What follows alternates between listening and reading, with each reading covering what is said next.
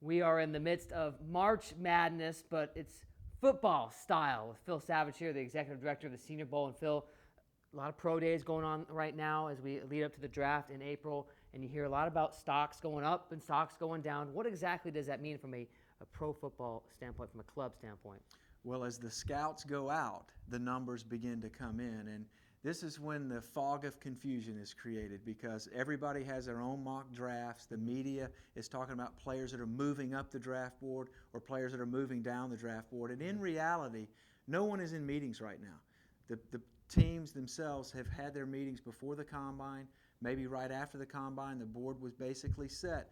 They won't reconvene until the first week of April or so, and then they'll pour through all the data that has come in, and a player may simply move up just a little bit or down a little bit, but they're not going to take somebody that was in the third or fourth round and vault them into the first round. It just simply doesn't happen, and this is where the general managers and the head coaches really have to believe and trust in the system that they've set up and the scouts that they've put out there in the field and what their evaluations are, because with so much information and so much misinformation out there, this is where a lot of mistakes are made. So these clubs at headquarters, they really have to stick to what their core philosophy, what their beliefs are in terms of the kinds of players that they're looking for. You've had a chance to represent the Senior Bowl at a few pro days at Alabama, Florida, and Florida State. Run us through maybe some of the guys who stood out, helped themselves, maybe some guys that didn't help themselves in their pro days.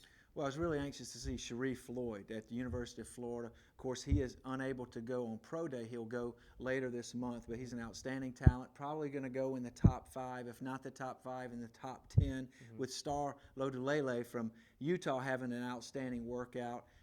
We'll see which defensive tackle comes off the board first. But at Florida, Jonathan Bostic, 3-down linebacker. If he's not a starter, he's a quality backup. Had an excellent workout position-wise that day at Florida Field. Matt Elam, the junior safety, also had a terrific day. Caught the ball well, showed more movement skills in the deep part of the field. That's what people were looking for. And then Jordan Reed, the tight end H-back, caught the ball extremely well. Did not test, but did position work, had a good day. But maybe the star of the show was Caleb Sturgis, the kicker for the Gators.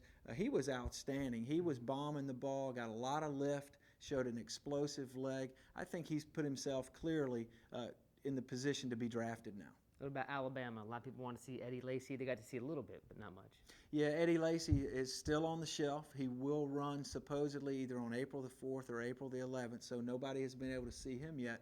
But then the real standouts from the Alabama Pro Day, Jesse Williams, a defensive tackle, weighed in at 325 pounds, ran 4.9 in the 40. Now, that's exactly what he did a year ago on junior timing day.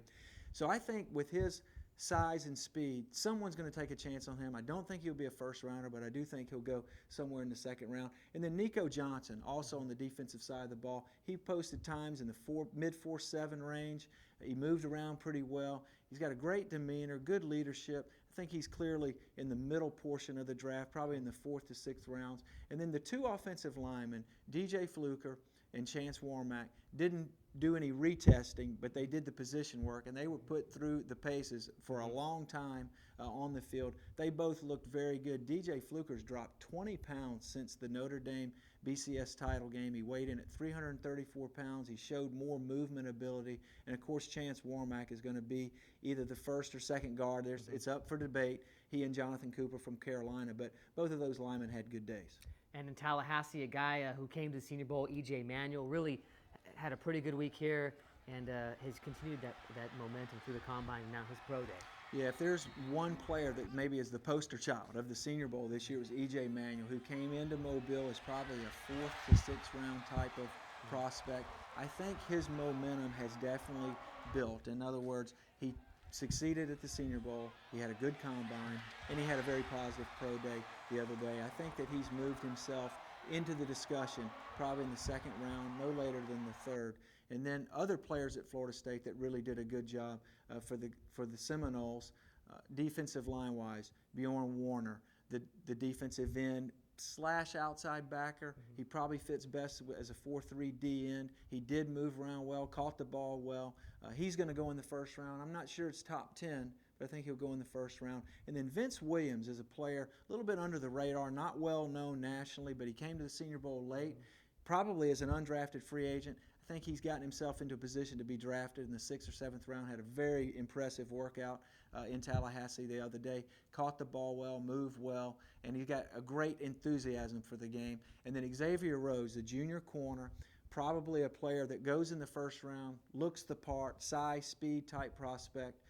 Had some trouble on the wet grass, but ultimately a team is going to decide to take him. And then one final player I'd mention, Tank Carradine, of course, had a knee injury during the year. He won't work until April the 20th, so it'll be very interesting to see which teams show up literally 5 days before the draft to take a look at Tank. And some big key dates coming up, pro days for Notre Dame, USC, and LSU. Yeah, and the LSU, Notre Dame, and SC workouts are all next week.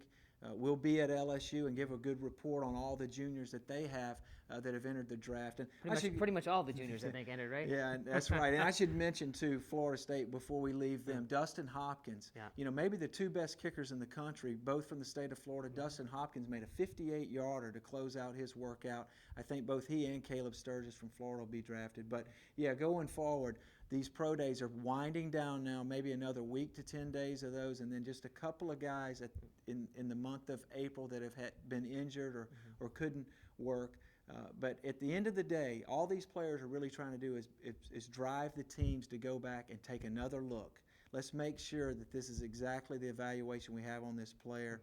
So the myth of moving way up and moving way down just simply doesn't happen. There's slight adjustments, and that's really what the players are trying to do right now. Of course, you can get a real inside look at what happens at these pro days and what some of these NFL clubs are looking at in terms of these players in our prospect profiles that Phil writes on SeniorBowl.com. There's a few every week, so check those out on our website, as well as some more videos as we count down to draft day.